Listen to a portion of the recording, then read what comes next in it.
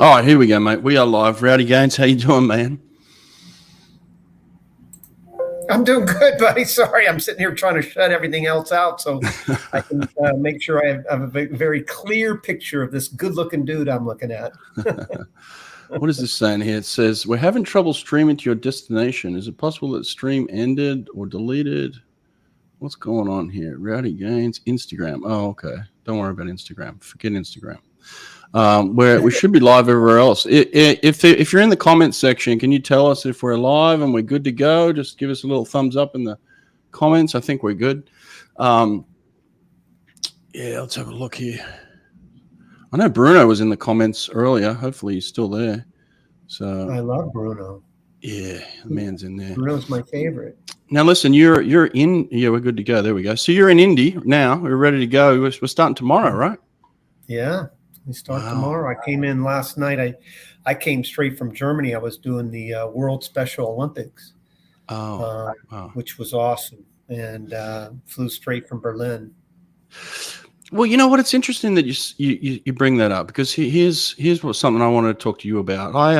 I was scrolling through, as you do, you scroll through social media, and yesterday morning I was scrolling through, and something popped up about, it was a basketball Instagram post where it said, "Who would be your top 5 all-time basketball players if the world was ending? Who would be your starting lineup?" It was that kind of post. If the world was ending, who's your starting lineup?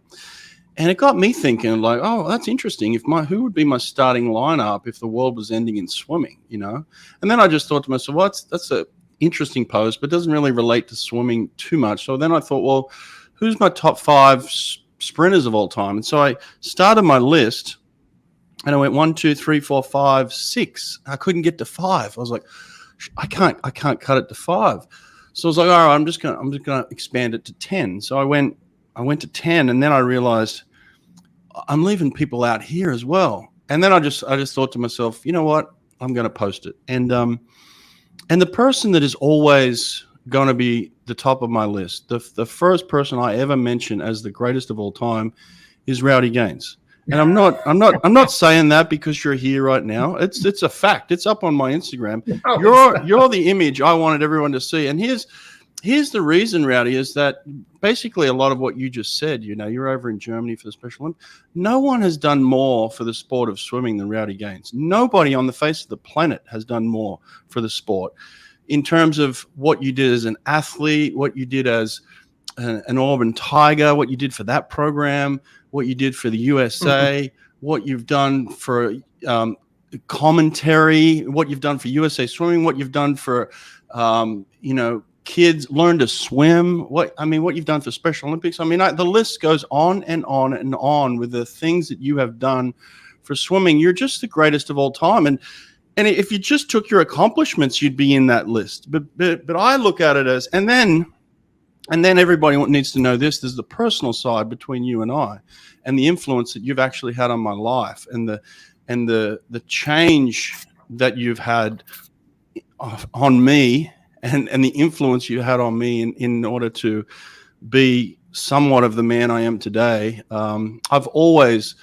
idolized you from the moment I was 10 years old and watched you swim on TV to the moment I got to get to know you at Auburn University, and then beyond, and all those years, and then all the influence you've had on my athletes. Sitting down with, I remember distinctly you sitting down with Bruno Fratis and having a one-on-one talk with him for hours about, his career, and just, that's the type of guy you are, Rowdy. So for me, you were the guy that I was going to put number 1 ahead of every other sprinter in history. You're my number 1 guy, mate. You know me, I'm not normally one that can't chat like a fool, but I appreciate it, buddy. And it couldn't be more further from the truth, actually. And I can think of 10 off the top of my head right now that would be above anything I could ever imagine, certainly doing in the pool. And a lot of other great sprinters have made a much bigger impact than I have out of the pool as well. So, but look at this, the commencement speech at Auburn. You just created history a couple of weeks ago at Auburn by giving this commencement speech that goes down in history as one of the greatest they've ever had. You just do this time and time again, where you have this influence on masses of people, and we need to spend some time appreciating and loving you for a change. You do that for everybody else. Everybody else needs to do that for you for a second. So this is my 5 minutes of love for Rowdy Gaines. Like I said, you know how much I love, and this is a love fest because you know how much I love you, buddy. Yeah, I do. I'm so I do. proud of you and what you've been able to do, obviously throughout your career, and what you're doing now is just unbelievable. It's a bit of fun. Everybody loves it. It's like everybody loves Raymond. It's everybody loves Brett. I go on the deck. Your name popped up like a half a dozen times.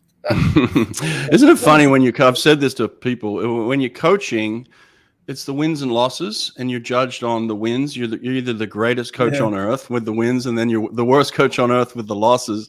And since I've been able to step back from that and now just give some influence on swimming, it seems that I'm more loved than ever, which is good.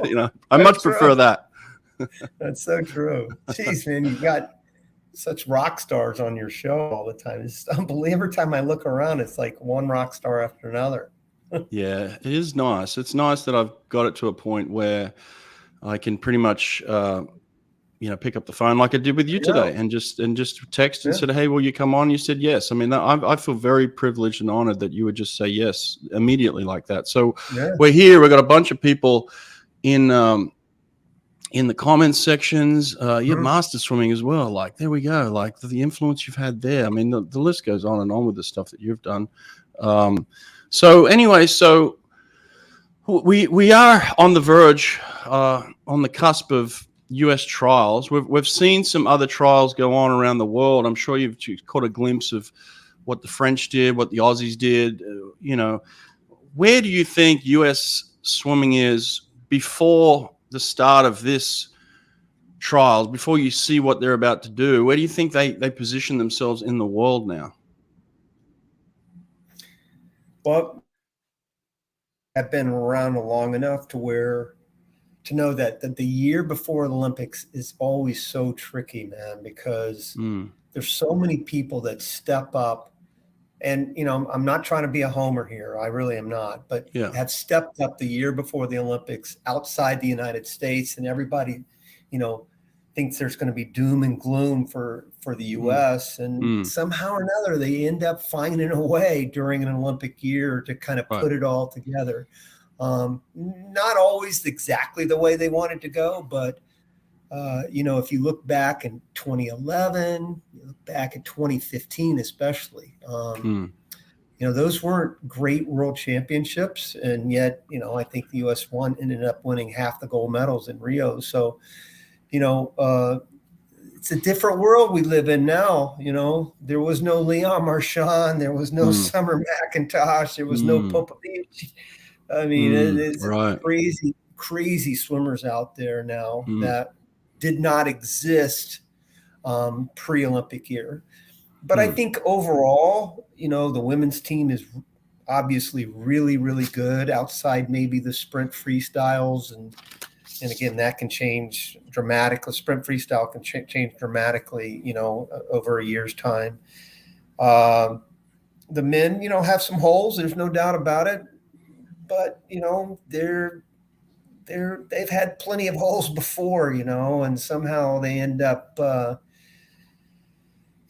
coming out on top, as they usually do during an Olympic year. Now, this year is a little bit different than Tokyo.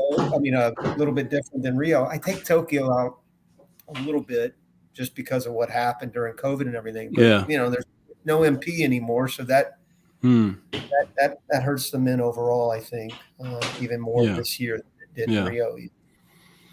Speaking of MP and then even Leon Marchand, there's a lot of comparisons between the two guys now, especially Leon being early in his career and the potential that he has, and just the spectrum of events that he can swim. I mean, we saw him go 2:06 in a 200 breaststroke, and no one thought that he could even, and he almost broke the world record. So it's like, it's ridiculous. He's not going to even swim. Right? Yeah, he's not even going to swim. Just did it for fun. It's like almost broke the water. So like, it's ridiculous how good he is. So the comparisons with Michael are valid. And then you put in Bob Bowman, who obviously was Michael's coach and mentor, and then now he's Leon's. And how do you think? And it's a tough question to answer, but like, how does the US view that? In terms of, you got Bob Bowman, who is a former Olympic USA head coach, now coaching the greatest athlete in the pool, who's a Frenchman. I mean, it's a little weird. It's a little weird, right? But yeah, it's awkward, obviously, but you can't hold that against Bob Bowman, for crying out loud. I mean, he's a freaking swim coach, and he's also a coach for a university that, his job is dependent on recruiting and letting the very best best athletes from around the world swim with his program. So, I mean, it's no doubt that it hurts America, and those two swimmers alone.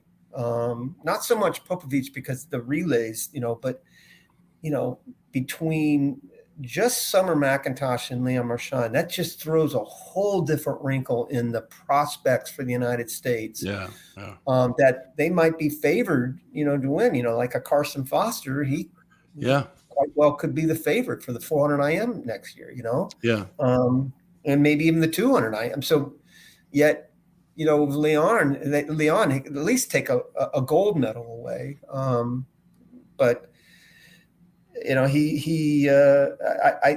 think it's great for Bob to be able to do that. I can't imagine, but Bob, if I'm Leon Marchand, knowing what Bob knows about the history of what Michael did, it's a perfect fit for those two. It's not good for us. I say us. I'm not allowed to do that on air, obviously. But it's not good for the United States. Listen, more power to him. It's great for the sport, put it that way. Great for the sport. Do you think Bob relinquishes his chance to be part of the U.S. team next year and then and goes and represents France, or does he stay neutral on the deck, or does he not have anything to do with Leon at the Olympics? I don't know. It's a tough one for Bob too, right? Oh man, that's a good question. I'm assuming that if Bob puts the kids on the team like I think he's going to put, like he normally puts a bunch, then I think he's going to be on the U.S. staff, and Leon's going to he'll figure out Leon beforehand and let him know what to do. But once he's on the staff, he's all in on the United States. He always has been. And I can't remember another coach that hasn't, coached an international swimmer, but once they make a U.S. staff, they're all in. Can you still hear me okay? Yeah, you're cutting in and out a little bit, freezing, but the sound is good. It's just your video will freeze every now and then. But we've got a friend here of yours and mine that I want to bring in, if that's okay. Say hi to him. Hey, Mom. Oh my God! Shield your eyes, Brett. That is one ugly. Turn your phone sideways, David. I was going to tell you, Brett. Oh my God. His phone is not free. It's just a problem with Rowdy. Not an attractive man anymore. So when you're not an attractive man, you the camera doesn't like you. So like that poor camera's struggling right now. Well, you are attractive, so come a little closer to yours. I need to hear you a little bit on that. He is so damn ugly. Please don't tell him to come closer. I love it. I love it. Like the family's back together again. Look at this. This is cool. Nice. Good boys. Yeah. What was Brett, David? Huh? What was Brett? I always wanted to know. Did Brett kind of? Did he line it up every day? When he came to practice, was he a typical sprinter? First, last one in, first one out. Well, I only noticed him at swim meets personally. It's the only time he needed me. He was over in lane 8 doing something I wasn't paying much. I think he's hiding under the bulkhead, breathing bubbles, or down with Bavel under the grates in the deep end of the water, taking their life and limb in hand, or doing whatever that game you and John Hargis would play. I forget what the game was called, but probably can't say it on air. But yeah, they stayed busy, shall we say, Rowdy, enough to swim fast, fortunately. Yeah, Rowdy, you know what it's like. When the spotlight is on, the sprinters show up. That's when we were needed. We weren't needed at practice. We were needed, You know, we're talking about practice. Well, No. it's funny, Brett, because that's the evolution, I think, now. Because I told you earlier, and when you told me he was coming on, that Rowdy was a guy that I experienced as a teammate at Auburn, and even though he was the fastest guy in the world at the time in the 100 and eventually the 50, he worked his ass off like a 200, 400 freestyle. I mean, Richard would give him a hard workout, and then the next day, like Richard's told you in the stuff you've been publishing, thank God you had. Let's keep that guy's his information out there, because it is current right now. But he said he would come the next day with what's the next way he can destroy you. And we all, the rest of the team, we'd run and hide when he'd bring out these little pieces of paper with challenge sets on them. Rowdy would like just gobble them up and next day ready for the next one. So he was this different kind of sprinter. Rowdy could go up to 400. He was a sub 350, 400 freestyler. When he was still going, back then, world record 100 freestyles. Yeah. I got criticized, Rowdy. I put that list out, like I said, and I got criticized because I started in the 80s. I started with you, and then I went on. I had my top 10 from the 80s on. Well, to me, sprinting wasn't official until 1988 when the 50 free came to the Olympics. That's when sprinting became official. Before then, you were a sprinter / middle distance swimmer, but the only person who made my top 10 from before that era was you. Like I said, you're the GOAT, so you're getting in no matter what. And I allowed you in, even though you did swim the damn 400. I'll forgive you for that. But you got pulled in. But other than that, before that, it wasn't true sprinting. True sprinting started with Tom Jager and Matt Biondi, as far as I'm concerned, right? That's right. You're right. True sprinting didn't. I mean, because back then, really, you had to be 100 and 200 guy. There was no 50, 100 guy. There was right. 100, 200 guys mostly. Yeah. I mean, you had some pretty raw. Like a Robin Leamy was, somebody that just swam the 50 and 100. But most guys would step up. I mean, the guy that beat me at trials in '84, Mike Heath, he also made the team in the 200. He won the 200 at a trial. Yeah. So. Hey, Rowdy, give us a little history lesson here on Tom Jager. I know a lot about Matt Biondi. I think Matt's pretty well documented with what he could do and what he did. I think a little less to the extent, Tom Jager. Like, not many people in this day and age really know much about him. He's a lot quieter, kind of just did his thing and then disappeared. But the impact that he had on sprinting was tremendous, wasn't it? Well, and David can attest to this because he swam the same time too, but he did a lot for swimming, Brett. He and Matt did so much in bringing swimming into the professional era, and obviously his swimming kind of speaks for itself, especially what you said, the 50. I mean, what did he go, like 21.8 or something back in frickin' 1940 something? I mean, it was that long ago. The guy's breaking 22, Yeah. In a brief, in crummy starting blocks, and I think he went 21.8 in a pool that was 4 feet on one end. He was amazing. He was always kind of a quiet guy, unassuming, shy, humble. Boy, when he got on the blocks, man, it was like different animal then. Dude, he was freaking a monster. And the thing was, everybody was sort of like MP. Everybody was afraid of Michael. I think that's one reason why Michael dominated so much, because everybody was afraid of him. Everybody was swimming for second. And I think when Matt Biondi was at his best, everybody was sort of in the same boat. Everybody was afraid of him, except for Tom. Tom did not fear Matt Biondi. Yeah. That's the impression I got. What are you going to say, David? Yeah, I would add in some stuff about Tom in that he was, when you grew up a club coach like I did through those years, you'd always use Tom Jager as the example because he started off a backstroker / distance swimmer early in his career. Penny, who coached him when he was young, she had him, sort of doing all the events and all those kind of things, and he really exploded as a sprinter quite late in his years. Really, UCLA was the beginning of it, and even at UCLA, Sticks had him train. Sticks training was not sprint training until the last 8 weeks when they did they'd work really hard and then do, the old days, a lot of coaches would work really hard and just do nothing at the end of the year. They drop taper for like 6 or 8 weeks. Nick Shackle, there you go.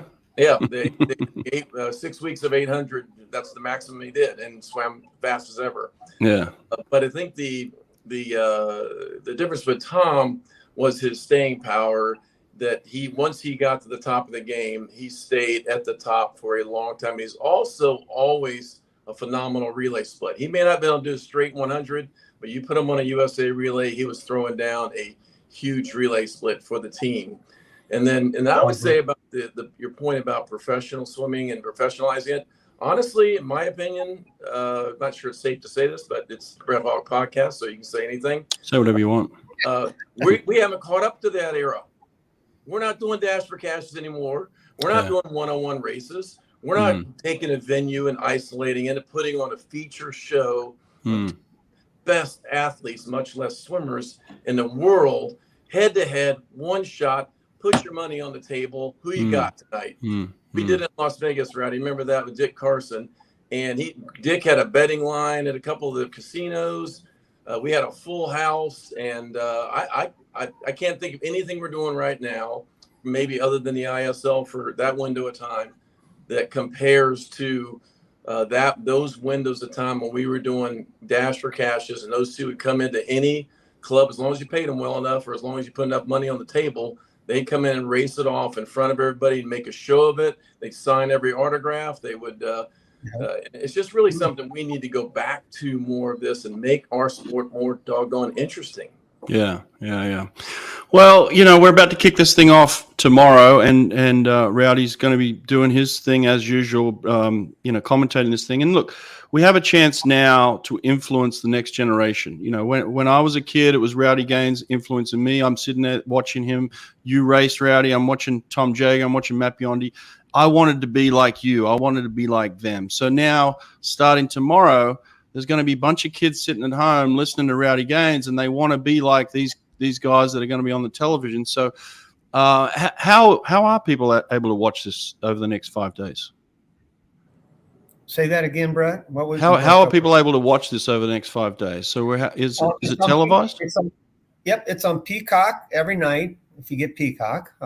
It's 7 to 8:30, I think, every night, and then they're going to do an NBC show on Saturday. And an NBC show on Sunday. So for example, if you miss it on, or if you don't have Peacock and you want to wait and actually watch incredible swimming, you can always watch it on NBC this weekend on Saturday and Sunday. What about prelims? Is that live? Prelims is going to be, I think, on USA Swimming's website, usaswimming.org. I think they're doing it, but they'll just have the PA. I'm not doing prelims, but I think they'll do the PA. I'm not real sure about prelims, but I'm sure it's it's an online thing. Yeah. Well, you've been doing your research. What can we expect then over the next 5 days, you think?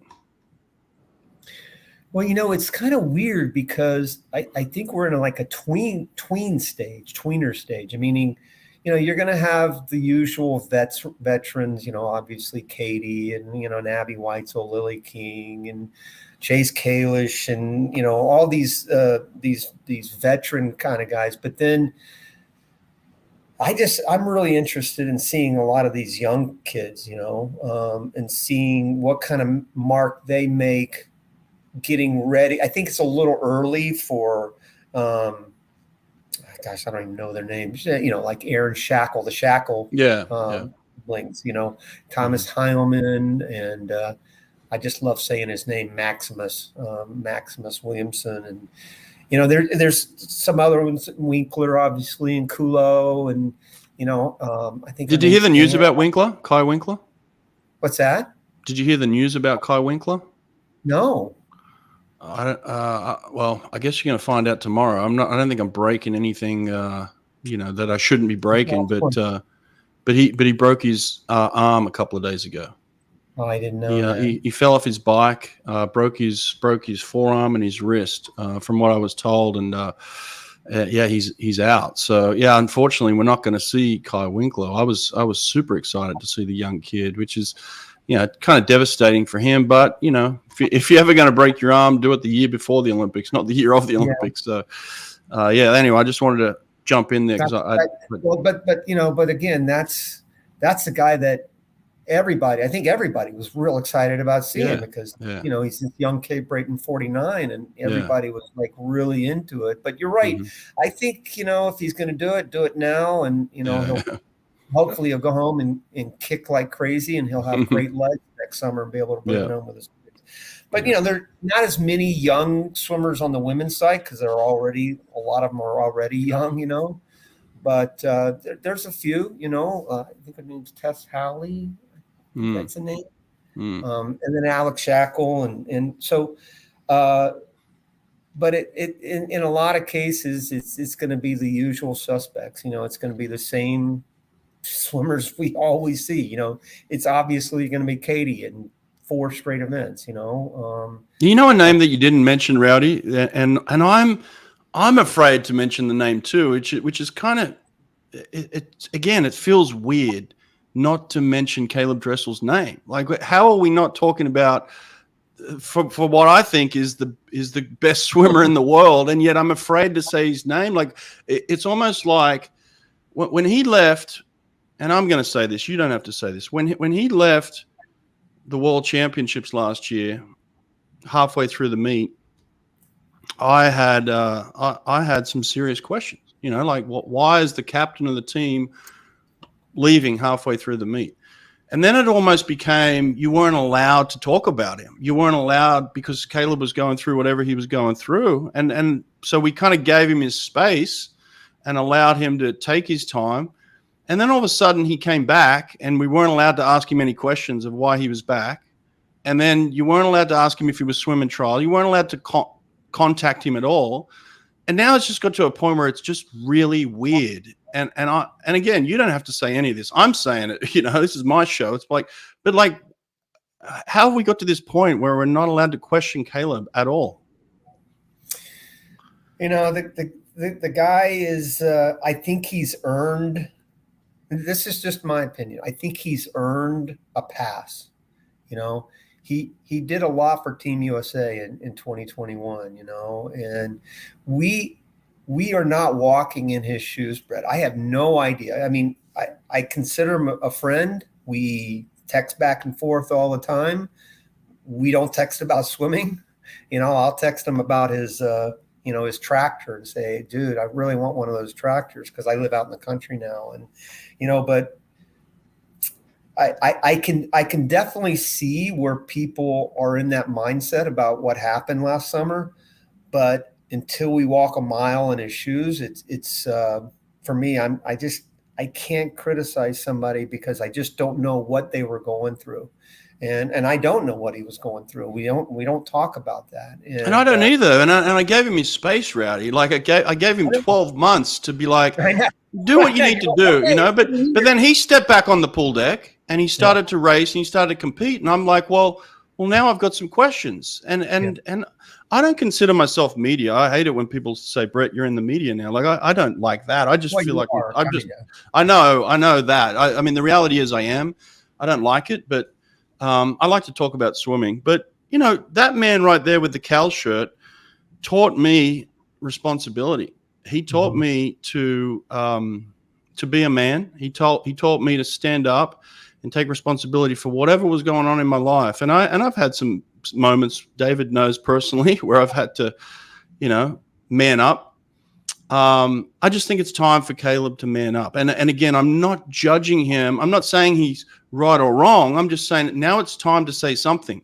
Either don't come back to the sport, or if you come back, then just give everybody a chance to understand a little bit better so that we can support you in whatever we have to support you in. But if you're going to come back and compete to be the fastest man in America and potentially the fastest man in the world, I mean, I just think it's reasonable that I have some questions. You know what I mean? Mm-hmm. I'll a little bit. I will say I saw him on the deck yesterday, and I honestly have never seen him this relaxed a day before the meet. He's usually kind of already getting amped up and sort of locked in. He doesn't say hi byes to people too much. He walks by, and he was quite chatty yesterday and quite friendly. And he had a large group. He was there with a large group of the Florida athletes, and they're all wearing sort of like an NCAA meet where they're all wearing the same colors. And so I think he has the benefit of being with a big group with some level of protection in that way, which is probably really good for him. And I think hopefully he's been able to step away from some of the expectations that are laid on him. Because when you're the second coming, when you're the next Michael Phelps, when your job is to carry Team USA, I'm sorry, that's not reasonable. We were fortunate to have Michael carry us for a long time in many ways, but if Michael hadn't carried us, arguably Ryan Lochte would have. You know, we had some depth in that way, and I do believe, like you guys were talking about at the beginning of the podcast, that there are a lot of the next level people sort of waiting to step in the gaps. Maybe not this year, but boy, in the USA, you leave some gaps open, people will jump to those events. They'll leave other events to go to those events and try to fill those gaps, and that's what is going to happen out of this meet. You're going to get some people swimming really well, but some people are going to start adjusting what they're preparing for. And by next year, we're going to have, you know, a lot thicker of a group to pick from. Yeah. Look, I'm sorry if I came across as being hard on him. I just, I'm frustrated. I'm just slightly frustrated. I think a lot of people. There's no doubt about it, Brett. I think a lot of people feel the same way you do. I just. I feel like I have a really good relationship with him. I'm empathetic, especially now because I've had some, peaks and valleys here lately in myself. And fortunately I have a friend like David I've been able to rely on. And it happens to all of us. And I tell you the truth, a year ago, I felt the same way you did. This was a year ago. I mean, how could he do that? I didn't say it publicly. I just said, this, oh my gosh, I would never do that. Man up, etc. Yeah. But I've had time to reflect and have a better understanding of the potential of what he went through. It doesn't mean that your points aren't well taken. I just, you're right though. It's been a year. It's time to. I asked him, if I could interview him, for NBC, and he politely said, "Hey, listen, I'm just kind of concentrating on what I'm doing. I'm chilling." And I said, "No problem." I'll say this, Rowdy. There's nothing better than Caleb Dressel at peak performance. When Caleb's at his best, I mean, he's a special human in the water. I mean, David always used the term aquatic. I mean, you rarely see anyone that's ever going to be more aquatic than Caleb Dressel, And I told you in a text earlier, Brett, that US is going to have it's going to struggle on some relays, those men's relays, and women too with the sprints, but not struggle, but with Aussie, but they need Caleb Dressel. Oh yeah, Team USA desperately needs Caleb Dressel. Team USA desperately needs. Yeah, you're right.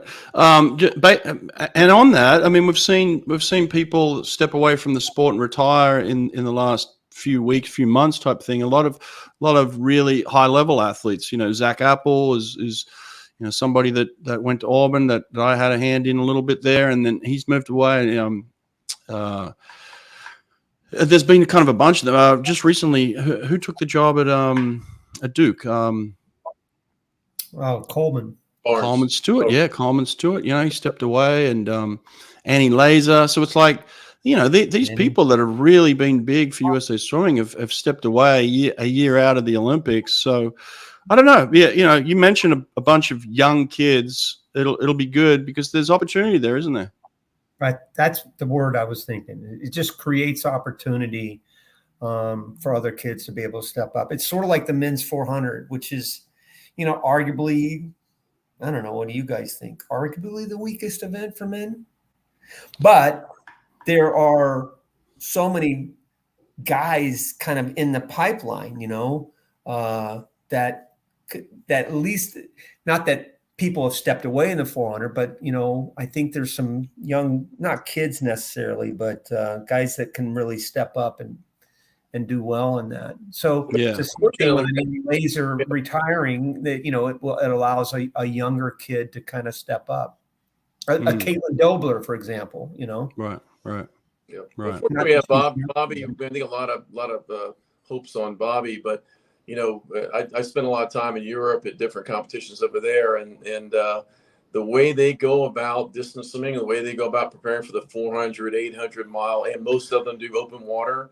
You know, there's next level stuff going on. I mean, some of the sets we're hearing from over there, if they're true, are just, you know, sort of superhuman right now. Some of the things that are going on. So say that's going to be a little bit the challenge in many ways, is the globe gets all this information. Like those who want to watch this, they'll be watching this around the globe, and they can learn from it. And what are nuggets they can take? Well, there's maybe a lot of motivation here because there's opportunity, but at the same time, I do think that the backbone of the club system, feeding the college system, and handing its best athletes off to great college coaches, when that exchange happens, that doesn't happen anywhere else in the world. When they're 17, 18 years old, and a club coach proudly hands their prize swimmer off to a college coach, that's still one of the most important moments we have and advantages we have in college and in the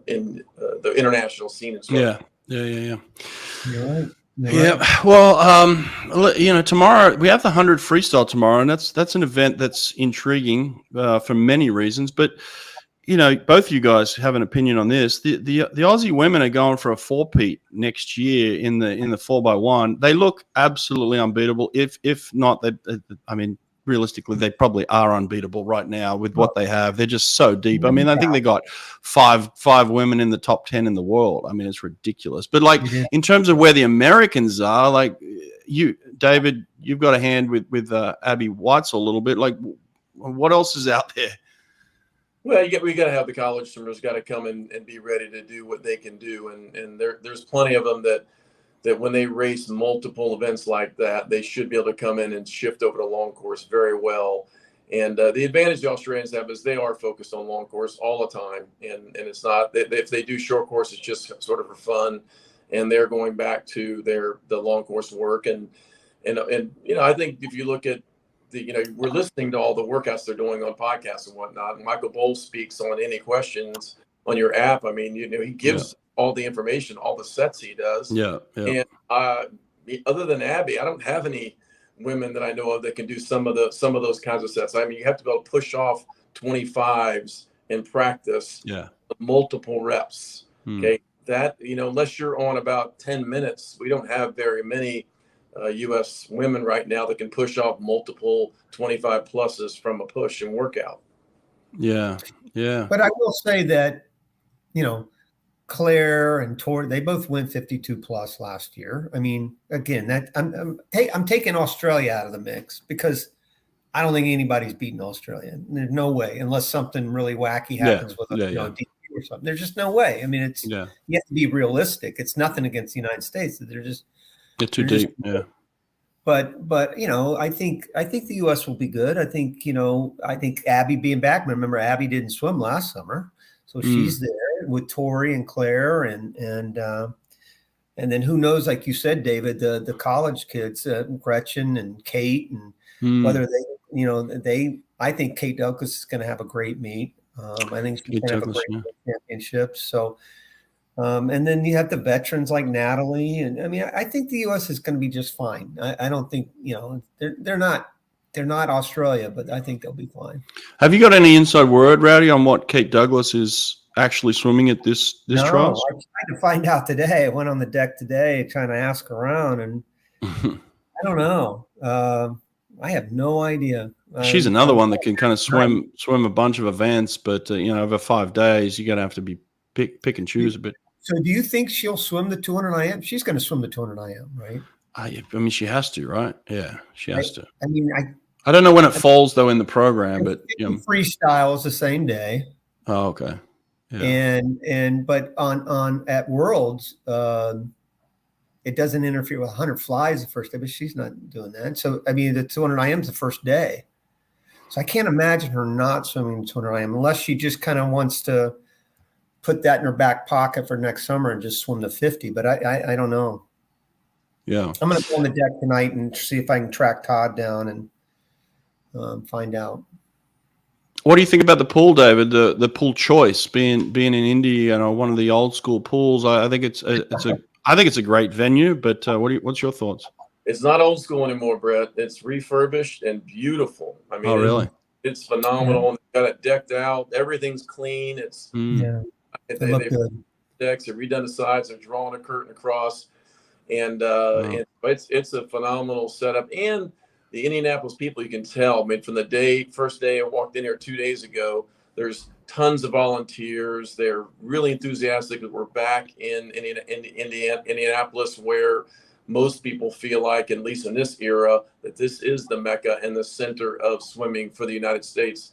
To boot, you build out the area in Indiana is probably the fastest growing 50-meter pool place, with one high school after another in this town building 50-meter pool, one 50-meter pool, and developing just a real excellent center between, IU with the new situation up at Purdue and the new situation in Notre Dame. I think this is really a phenomenal setup for success, and a lot of young kids are going to get inspired again by this meet happening, and I hope lots of young kids will get their eyes on this. And Brett, I remember like it's yesterday when Zach Apple broke out at this pool. I think it was at this same meet. Yep. He popped out a 48.1 in some of the early heats, and like, who is this guy? Yeah. And that was I remember that was a pretty fun moment to look across the pool and see you over there going, oh yeah, there's my guy.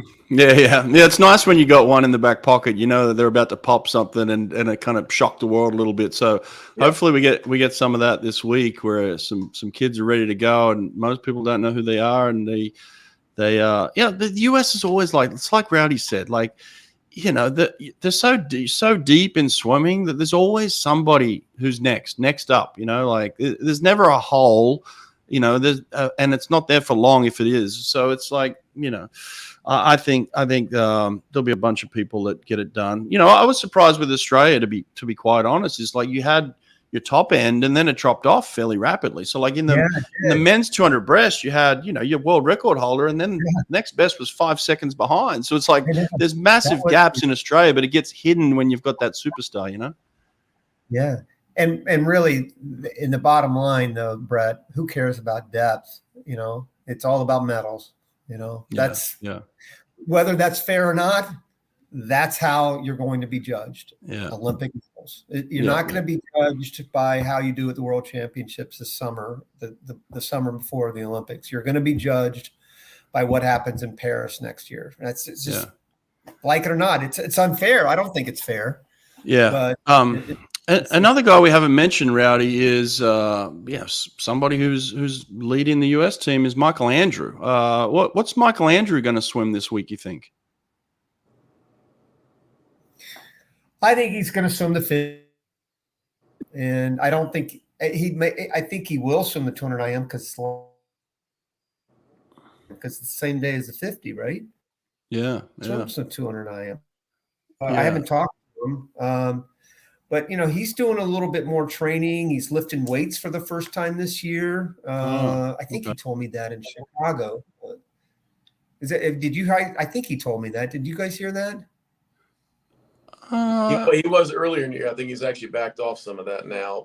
He has changed. Yeah, he's backed off now, but he told me he was lifting for the very first time he'd ever. I mean, he's done Dryland, obviously, but actually lifting weights. So, I had a long talk with. He's another one that's so talented. When I was in Westmont, I had a long talk with Peter, and Peter was trying to figure out the formula for pulling him back out of the weight room a little bit more, because he gained some strength, but also some girth, and nowadays we all know, if we're studying Popovici, etc., that there's a delicate moment there where you're going to get a little bit too big and a little bit less mobile than you need to be, and so but I am really excited to see him add a little bit more of a straight arm recovery on the 50 freestyle, and looks like it's swum pretty darn fast so far this year. And I just saw him in the parking lot a couple hours ago, and they seem, he and his father seem in great spirits.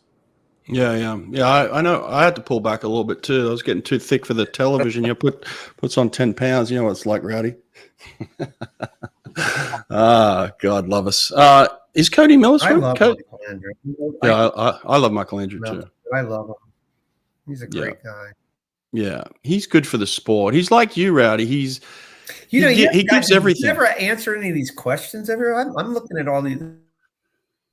Dude, do you ever go to these, or you Which like ones? to throw These these ones? guys off?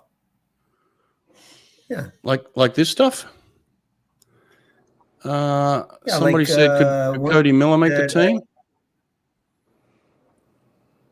Well, Yeah. the 100 breast isn't exactly a strong event. Yeah, he can make it. He's swimming well this year. Why not? Cody, I love Cody. Like Jake Foster and Gretchen Wallace. I think Jake Foster is going to have a great meet. I think Gretchen Wallace is going to be, I think Gretchen's just needs to learn to swim more long course. Like you said, Dave, Australia is so focused on long course. I think she's going to get better. Here's one for you, Rowdy. When were you Olympic champion?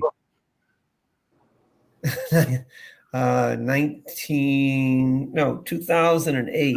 That's right. 2008. Not that long ago. I started swimming when I was 17. Somebody asked me that. David started late too. When did you start, Brett? I started training when I was 13. I started to learn to swim when I was 11, and then I started training at full time at 13. That's really late. David was in teens too. That's really late. I didn't know that about you, Brett. I didn't know you started that late.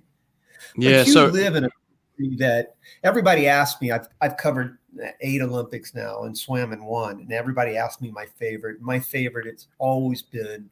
I mean, Michael's perfect storm in 08 was the coolest, right. But my favorite Olympics is always Sydney because I just love Australia. I love the Australian people, and I love the appreciation. At least they had 20 years ago. I don't know what it's like now. You can tell me more now, but back then they had such an incredible appreciation for the sport, and that's why I love that Olympics so much. Yeah, Sydney was an epic Olympics. The problem for me with Sydney being so good is it was my hometown, and everybody kept telling me, the likelihood is you'll only ever make one Olympics if you ever make one. So you may as well enjoy it now. So I tried to take it all in. I tried to have the whole experience. Right. Not to say that I wasn't focused on my performance, but I let all this other stuff in that was completely unnecessary.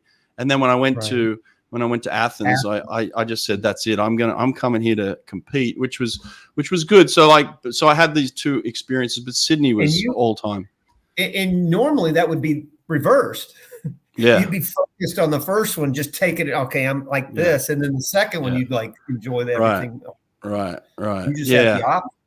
Yeah. I learned a lot of lessons, which then helped me, end up going in 08 with Caesar and kind of just imparting some of the lessons that I had and enabling him to perform at his ultimate best at that Olympics as a first-time Olympian with the pressure that he was under, just that experience, those 2 Olympics that I had, and it being fresh, and that's kind of where I had the influence the most, I think, on Caesar, is just helping him through the muck of the Olympics, because it's so big. It's too big, right, for any one person, isn't it? Yeah. Yep. True.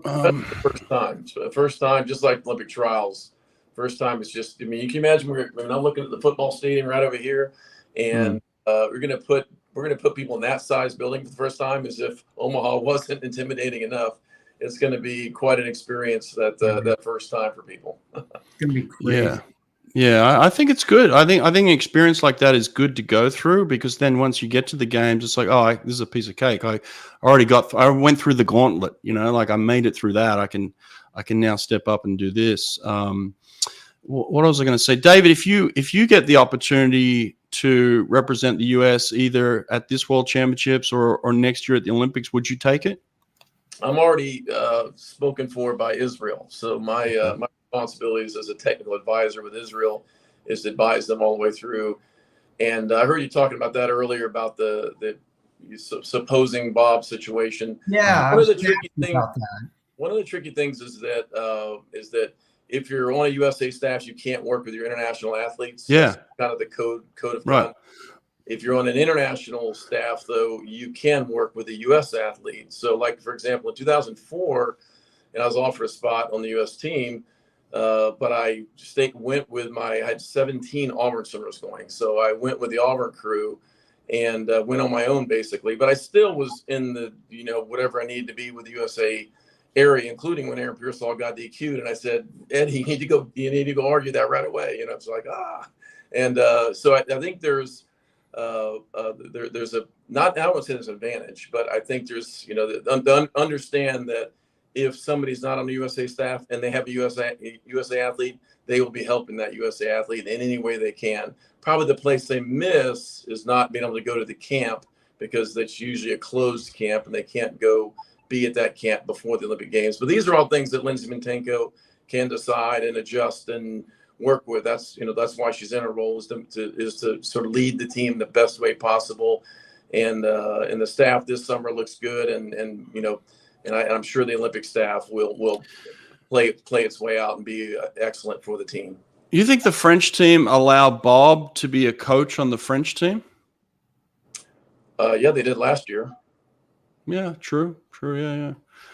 Okay. All right. Well, and Bob speaks good French, by the way. Oh, does he really? Oh, really? Yeah, very good French. Yeah. Okay. And he likes to understand. So do you think he would, and I haven't talked to Bob, I don't have any idea. My guess is he would be on the U.S. staff at Chosen, but do you think he would do like you did in 2004 because of Leon? And like Brett asked me earlier, would you think he just would go over there and the U.S. staff's one of the only staffs that's not paid anything either. So it's, probably he's going with other staffs. He's offered some kind of salary, and not that, that's a driver for him right now. But I think you look at your overall sort of ways to assist your teams. And if you're not you're not the head coach, and then you can't make a decision to the Olympic trials. So one of the problems is, unless they pick one early, which they've done before, pick one assistant early, then you can plan. Otherwise, you can make no plan with other countries or other situations. You have to get ordered early in order to be on the deck.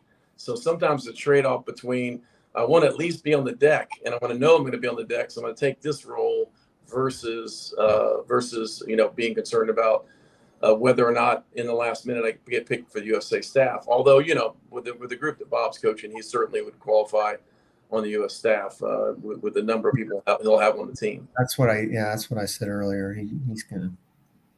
He would, yeah. But if I'm going to the Kentucky Derby, I'm going with the favorite. I'm riding that horse all the way in. That's true. Yeah.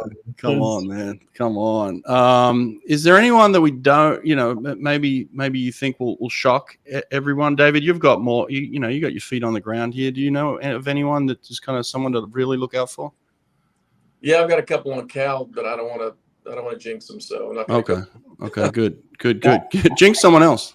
I won't jinx a Lasco. Trust me. It's not a jinx. I don't think it would be a shock for him to swim great, obviously, but I think he's gonna swim really well. And I think Carson, again, this is not a shock, but Carson Foster is going to swim really well. I think. I mean, he's going to be like a Kate Douglas. I think he's gonna have a great meet. Yeah. All right. Anybody just going to shock, Brad? Yeah. Listen, I'm shocked that I don't know of anybody that's, here's the thing that's shocking to me is that apart from Caleb, if I was to take Caleb out of it and Ledecky, let's remove those two. Mm-hmm. I'm struggling to find a superstar on this US team. Yeah. Now and again, you bring Katie in, so she's there. She's obviously going to do her thing, but no, but there isn't. It's just, I don't know. I just have fond memories of the Phillips era, the Lochte era. The list goes on and on with the Natalie Coughlin. You could just go down the line of superstars in the past 20 years. It just seems like I'm struggling to figure out who that is now. Well, you haven't said the names Shane or Murphy or Fink. So there's some firepower that we haven't even discussed yet. Yeah. That's right. You're right. Yeah. How dare I not mention Ryan Murphy? Yeah, he's a legend. Smith is a pretty big name. The problem with Reagan is, she swims these events with, what's her name from McCune from Australia. I mean, it's like, otherwise she'd be this superstar. But I think the event everybody's looking forward to, you guys have talked about it before, is I think the 400 free for women is going to be so cool. I think it's going to be awesome. Yeah, that is going to be awesome. Like I just been building that up publicly, over and over again. I'm throwing us down. Yeah, I'm just throwing them in there. 3:54, and the rest are going to go 4 minutes or something like that. It's going to be, blowout or something. But I think it's going to be a fun one.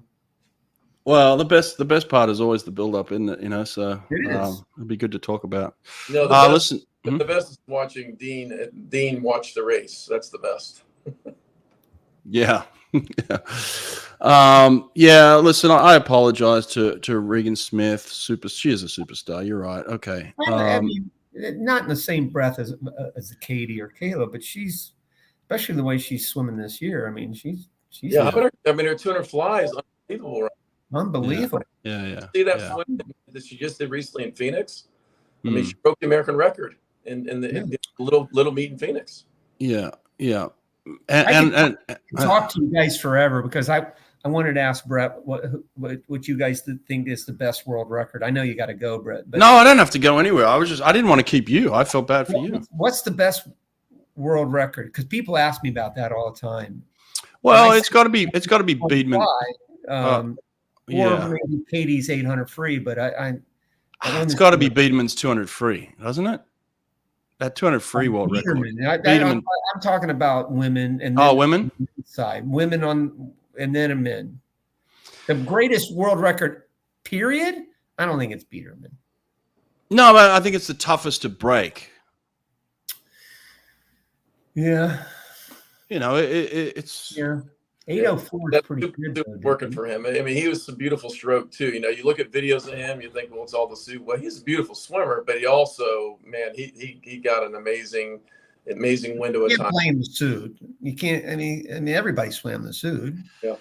Everybody did swim in it, but you know what? For whatever particular reason, he takes a lot of shit for that record, for that suit. And I've actually tried to have him on the podcast a number of times, really? and he won't come on to talk about it. He's very gun shy to even talk about it. Yeah, so you should be proud of it, man. That's a freaking amazing world record. Yeah, I think a lot of people have told him that he's not worthy of it, and I think he's believed that. Like I want to bring him on and tell him how great he was. I was there. I stood on the pool deck and watched it, but sometimes you believe.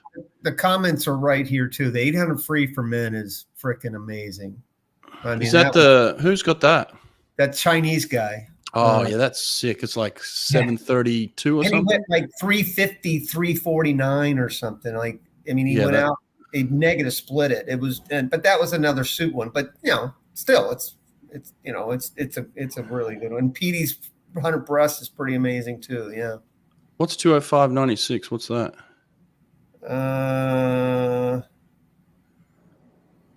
200 IM for women? No, 6. No. I mean, a lot of that. I think the 209 women's record is going to get smashed here soon by a variety of people. The people are going to drop under 207 and just hammer 206 here real soon.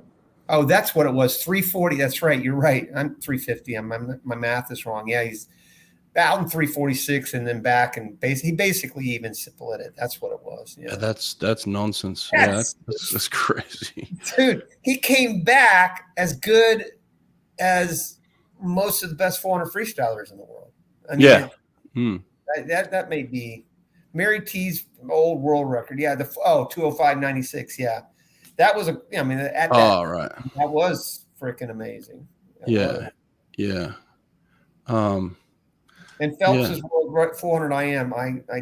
I get it, no doubt about it. But and if there was no Leon Marchand, if he didn't exist, I would take Phelps' 400 IM because it's stood the test of time. Well, let me ask you this, Rowdy. What's the closest we come to a world record in the next 5 days?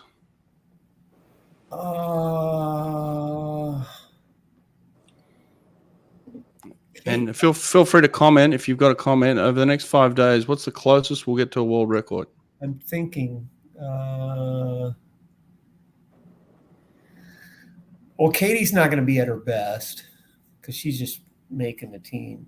Kate Douglas, maybe 200 breasts. 200 IM, maybe. 200 IM. I think she's going to be really good. I think Hunter Armstrong. I think that's another name we haven't talked about. I think he's going to be. I think he's going to be really good. That world record's pretty good though right now, but I don't know. What do you guys think? Yeah, I don't know. I don't know if there's going to be a world record broken. I don't think there'll be a world record broken, but I'm trying to figure out. Anyone, I think it would be Kate or Hunter, maybe. What is everybody else saying? Dressel surprises and go 20.8 this weekend, maybe. Right? Like one minute we don't think he's swimming, the next minute he'll just pop something freaky, right? Reagan, definitely. I didn't even think about Reagan, but yeah. Yeah. Tori Husk. Yeah, Tori's real good. Tori's, yeah. Yeah. Well, those are all good. They're all good takes, actually. Really good takes. 200 back, yeah. Yep. Yeah, it'll be interesting. Yeah, 5 days of racing. That's really it. I've run out of things to say. We need to get it going, don't we? All right. Hey, buddy, I'm proud of you. Thanks, man. You're really, really good at what you do. Thanks. Really good at what you do. And David, you are my best friend, but you will always be one ugly dude. What are you talking about? I love you both. You wear your toupee more often. I love you guys too. I wish I was there. Next year I'm going to be there at US Olympic Trials. I'm gonna get myself a media pass, and then I'll officially call myself media. So I'm gonna get one of those. I don't think you'll have a problem getting that, buddy. I hope so. All right, mate. Listen, have a great week. All right. We love listening to your calls and your analysis, man. All right. Love you. Bye. David, have a good one. See ya.